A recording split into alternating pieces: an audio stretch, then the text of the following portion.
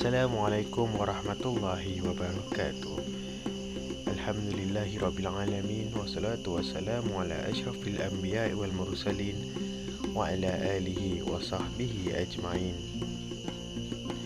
Jadi pada hari ini kita akan menyambung PDPR kita secara maya. Tapi sebelum tu mari kita sama-sama membacakan doa belajar. Bismillahirrahmanirrahim. Allahumma aftah alaina hikmataka wanshur alaina min khazaini rahmatika ya arhamar rahimin. Amin ya rabbal alamin. Okay. Jadi pada hari ini kita akan memasuki tajuk yang kita telah masuk pada sebelum ini. Jadi pada kali ini kita akan masuk subtopik dia sahaja. Ini tajuk besar dia adalah menghargai masa. Okay.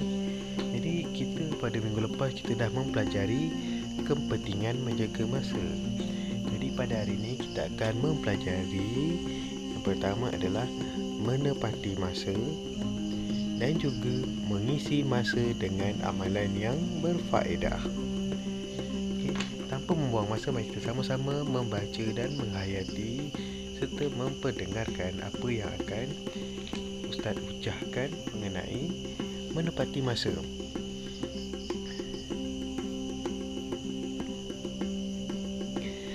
Menepati masa ialah melakukan sesuatu pekerjaan mengikut waktu yang telah ditetapkan.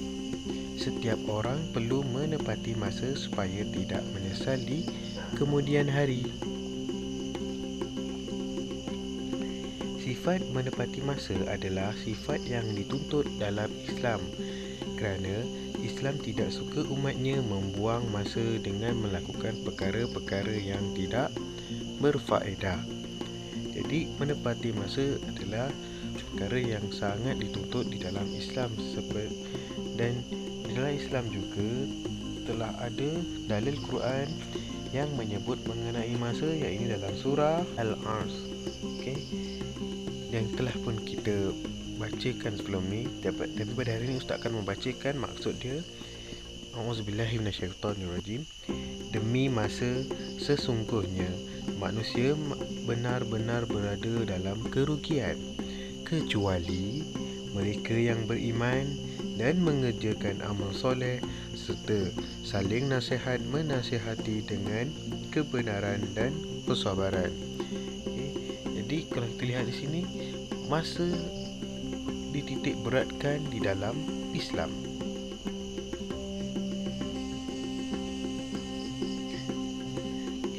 Antara cara yang boleh dilakukan untuk menepati masa, Ustaz ada senaraikan sebanyak 6 cara yang boleh dilakukan. Yang pertama, membuat dan menyusun jadual kerja dan aktiviti harian. Ini bermakna kita menyiapkan satu jadual untuk kita lakukan pada setiap hari. Jadual ini juga sama seperti ketika kita belajar di sekolah. Sebab di sekolah kita mempergunakan jadual untuk kita mengatur subjek apa yang akan kita pelajari pada hari tersebut. Tapi jadual yang kita lakukan di rumah, kita akan mengatur perkara apa yang akan kita lakukan di rumah. Sebagai contoh, pada pagi kita bangun, kita akan bersenam, atau kita akan mandi, tolong masak dan sebagainya. Jadi kita harus menyusun dan membuat jadual. Jadi di sini ada kesilapan tulisannya, kesilapan huruf di situ, maaf ya. Yang kedua, bangun pagi dan lakukan kerja di awal pagi.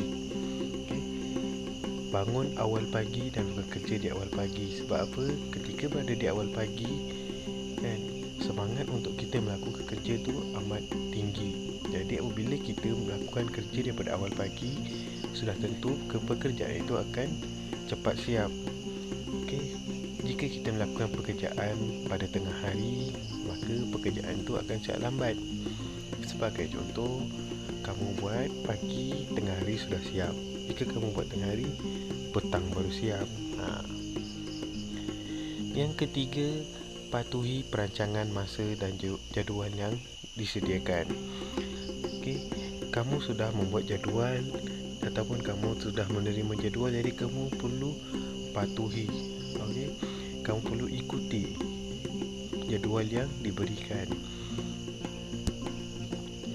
Okey, yang keempat, utamakan kerja yang penting dan perlu disiapkan segera. Okey, maknanya jika ada perkara-perkara yang perlu kita segerakan, kita buat. Jika ada perkara tu macam kita boleh tinggalkan untuk sementara, maka kita tinggalkan. Sebagai contoh, kita menyiapkan kerja sekolah. Kerja sekolah yang akan dihantar pada esok hari. Janganlah kamu pergi menyiapkan kerja yang tidak akan dihantar. Sebagai contoh, kamu menconteng kertas ke ataupun sebagainya. Maknanya kerja yang tidak penting sebenarnya. Okey. Yang kelima, penuhkan masa dengan melakukan perkara yang berfaedah. Okey. Pergunakan setiap masa itu dengan perkara-perkara yang berfaedah, kerana masa yang kamu dapat hari ini kamu belum tentu kamu akan dapat pada esok hari. Okey. Maknanya pergunakan masa yang sedia ada itu, dan kamu bayangkan masa yang kamu ada sekarang kamu takkan dapat esok. Okey. Sebab jika kita menggunakan masa yang sebaiknya, kita akan mendapat satu nilai yang kita rasa diri kita ni okey, sudah cukup.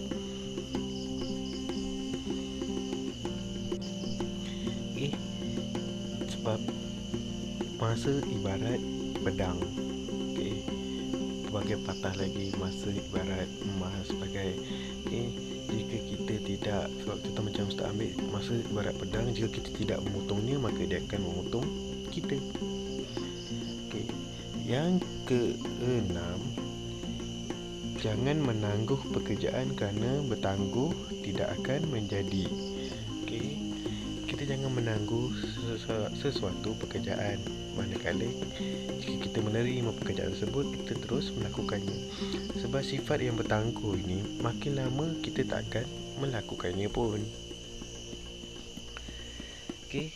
Jadi kita masuk pada subtopik yang kedua, mengisi masa dengan amalan yang berfaedah.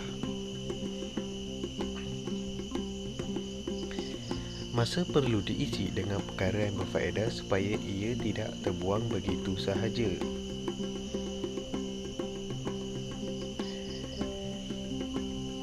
Waktu lapang adalah waktu terluang atau waktu yang bebas dari aktiviti harian yang wajib anda lakukan.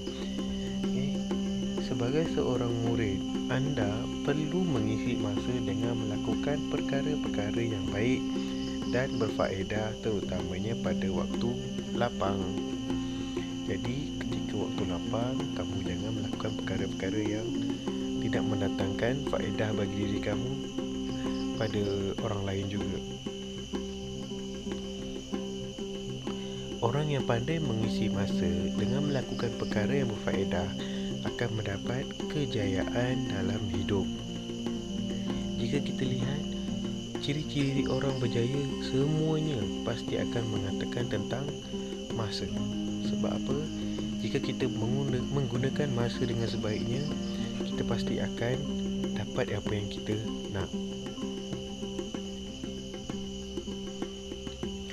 Kita hendaklah mengelakkan dari melakukan perkara yang sia-sia, seperti merokok, mencuri, melepak, berbual-bual kosong, merosak harta benda awam dan sebagainya. Sebab perkara-perkara sebegini tidak mendatangkan hasil untuk diri kamu. Sebagai contoh, kamu nak berjaya pada masa hadapan, tapi jika kamu melakukan perkara-perkara gini, masa hadapan kamu tidak akan secerah yang seperti kamu impikan. Antara aktiviti yang boleh dilakukan untuk mengisi masa dengan amalan faedah adalah seperti memancing, membaca buku cerita, dan juga membaca Al-Quranul Karim. Okay. Jadi sekian saja pembelajaran kita pada hari ini. Kita akan bertemu lagi di kemudian hari. Wabillahi taufiq wal hidayah. Assalamualaikum warahmatullahi wabarakatuh.